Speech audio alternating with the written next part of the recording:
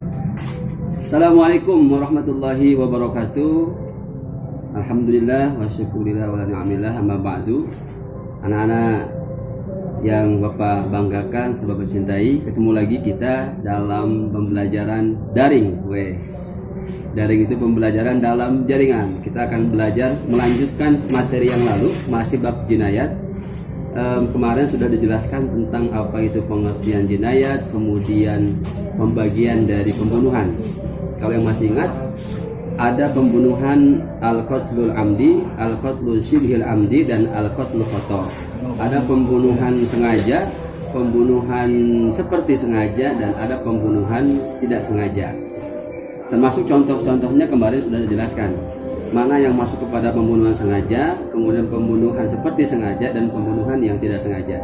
Kali ini kita akan masuk kepada hukum dari masing-masing pembunuhan tadi. Apakah dia yang sengaja itu nanti harus dikisos, dibunuh lagi kalau membunuh? Apakah dia harus bayar diat atau tebusan? Ataukah memang kalau dimaafkan hanya bayar diat dan kafarat? Oleh karenanya mohon diperhatikan, kalian semua bisa melihat materinya di tayangan ini. Silakan dilihat materi tayangan ini. Silakan dilihat hukum dari pembunuhan sengaja, tidak sengaja, seperti sengaja. Silakan dilihat. Baik, situ ada dasar pembunuhan kemarin sudah, ya. Ayat 33. Sekarang kita masuk kepada hukum bagi pelaku pembunuhan. Bagi orang yang melakukan pembunuhan, pertama tadi bisa dikategorikan pembunuhan itu sengaja kalau pertama ada niat, kedua ada alat atau benda yang digunakan itu secara akal mematikan, yang ketiga dia itu sudah balik atau berakal, jadi bukan anak kecil. Sebab kalau anak kecil pisau bisa disangka sendok, begitu digoresin ke tangan ternyata itu pisau, akhirnya kan orang luka atau meninggal. Pertama, pembunuhan yang sengaja. Silakan lihat di layar.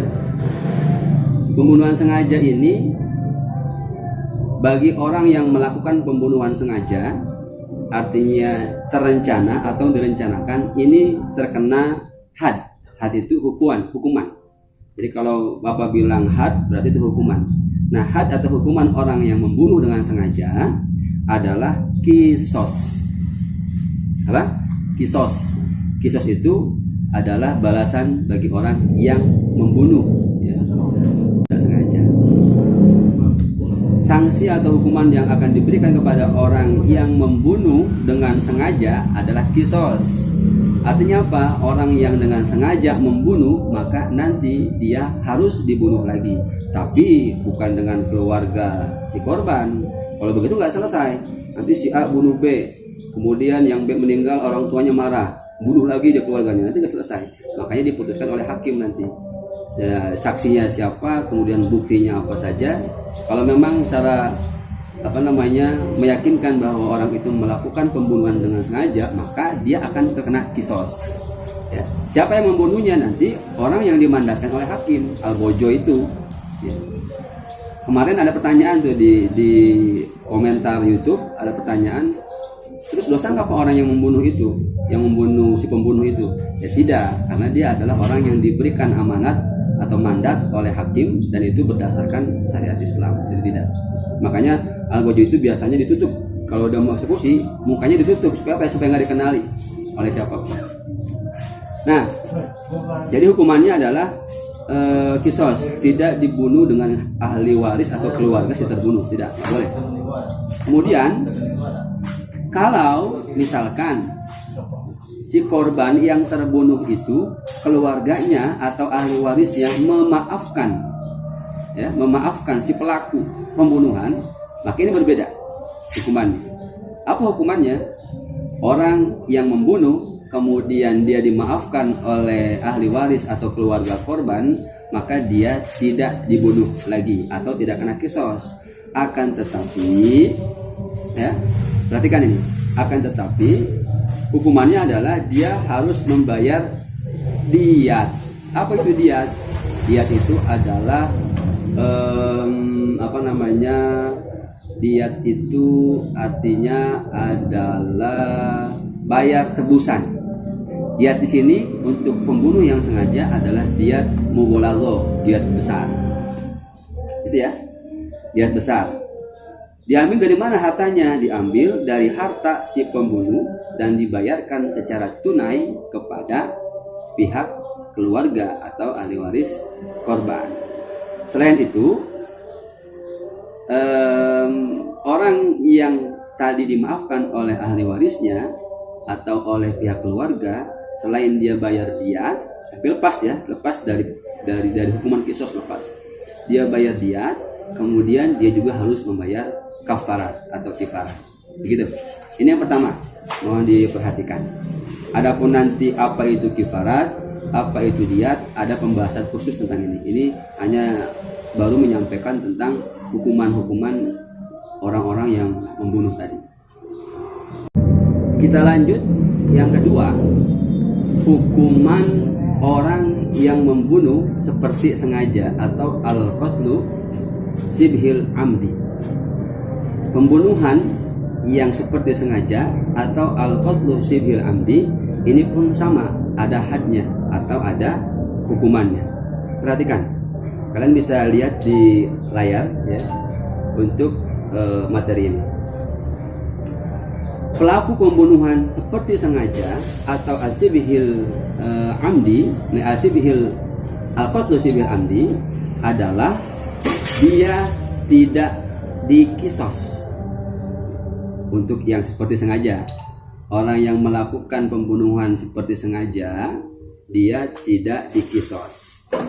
Tapi dia dihukum dengan membayar diat atau tebusan. Diatnya diat mughalladhah. Berarti dia harus mengeluarkan sejumlah harta untuk diberikan kepada korban atau ahli waris atau keluarga korban. Adapun nanti pembahasan tentang pembayaran diatnya, ini kita bahas khusus untuk apa yang harus dibayarkan oleh si korban, oleh si pelaku atau kepada ahli waris atau keluarga si korban. Pasti orang yang membunuh seperti sengaja, artinya seperti sengaja itu dia menghilangkan nyawa seseorang tapi tidak ada niat dan alat yang digunakannya secara logika tidak mematikan. Misalkan yang kemarin sudah contohkan, kalian bercanda dengan teman kamu lempar penghapus ke badan teman kamu, kemudian teman kamu meninggal, ya, maka itu kena hukuman. Itu yang disebut dengan seperti sengaja, tidak ada niat, kemudian alat yang digunakan itu tidak mematikan. Zatnya misalkan kalau minuman atau makanan tidak mematikan, maka hukumannya dia harus membayar diat mughalladhah atau denda berat, ya, kemudian dibayarkannya boleh dicicil bertahap selama 3 tahun.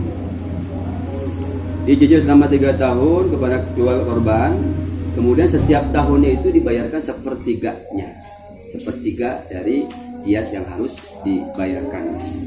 Ini bisa dilihat dari selain dia bayar diat, dia juga harus terkena kifarat, ya, kifarat. Sesuai hadis Nabi,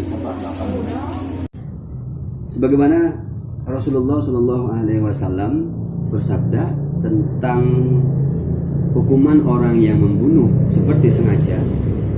Ada hadis Nabi yang berbunyi, man qatala muta'ammidan dufi'a ila awliya'il maqtul fa insya'u qatalu wa insya'u akhadhu diyat wa hiya 30 hiqqah wa 30 jal'ah wa 40 khilfah. Hadis riwayat Tirmidzi. Barang siapa yang membunuh dengan sengaja, ia diserahkan kepada keluarga terbunuh. Jika mereka keluarga terbunuh menghendaki, mereka dapat mengambil kisos. Dan jika mereka menghendaki tidak mengambil kisos, maka mereka dapat mengambil diat berupa 30 ekor hiqqah, 30 ekor jaz'ah, kemudian 40 ekor khilfah. Ya, ini hadis Nabi yang diriwayatkan oleh Tirmidzi. Jadi hadis ini adalah dalil diwajibkannya untuk membayar diyat mughaladhah kepada orang yang melakukan pembunuhan seperti sengaja atau yang dimaafkan oleh keluarga atau ahli warisnya. Jadi hadis itu tentang orang yang membunuh dengan sengaja dan orang yang membunuh seperti atau semi sengaja. Demikian. Kemudian yang ketiga, pembunuhan sengaja, tidak sengaja atau tersalah. Tadi sengaja sudah, kemudian semi sengaja atau seperti sengaja sudah, sekarang yang tidak sengaja atau tersalah. Kalau ada orang yang membunuh tanpa sengaja atau tidak sengaja, ternyata ini pun ada hukumannya. Artinya segala perbuatan yang kita lakukan itu pasti akan dipertanggungjawabkan dan harus dipertanggungjawabkan.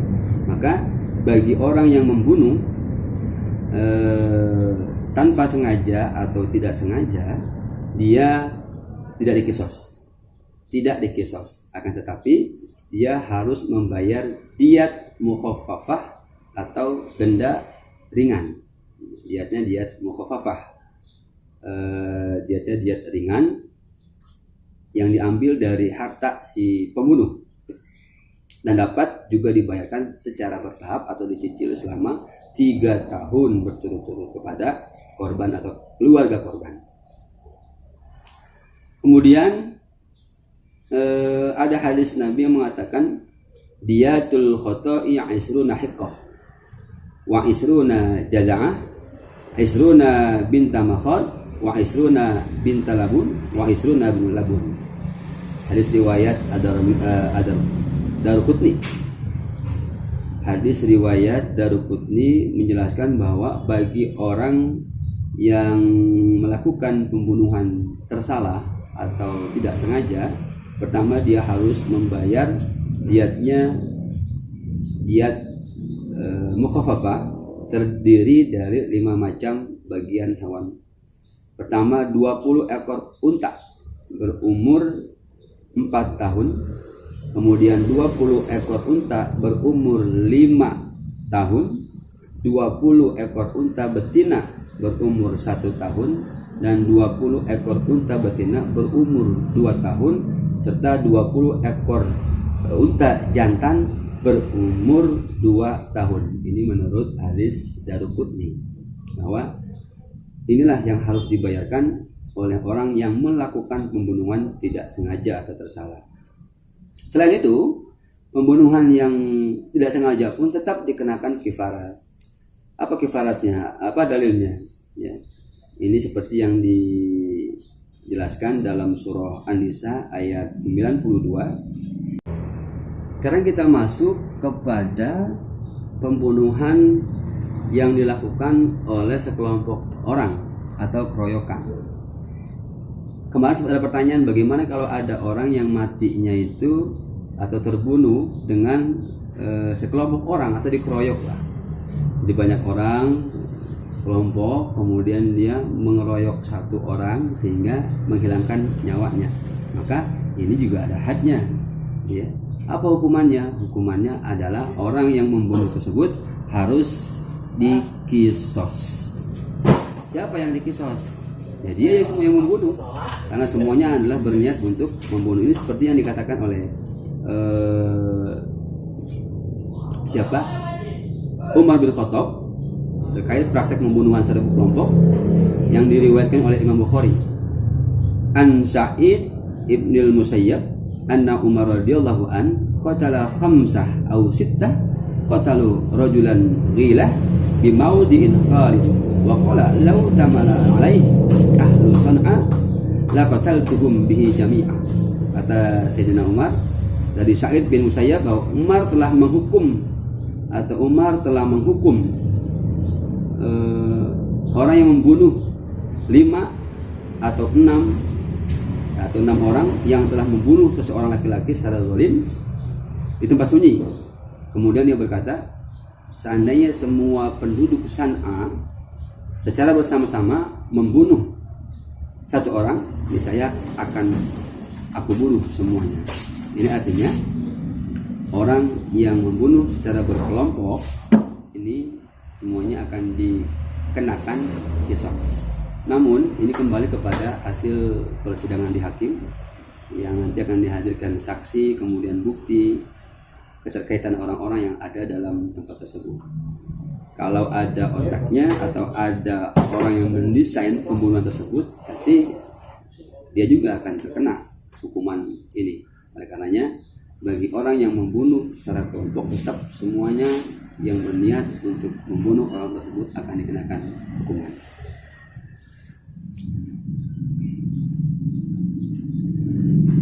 Yang terakhir, hikmah dari larangan membunuh. Islam menerapkan hukum bagi pelaku pembunuhan tidak lain untuk menjaga kehormatan, untuk menjamin keselamatan jiwa seseorang atau jiwa manusia.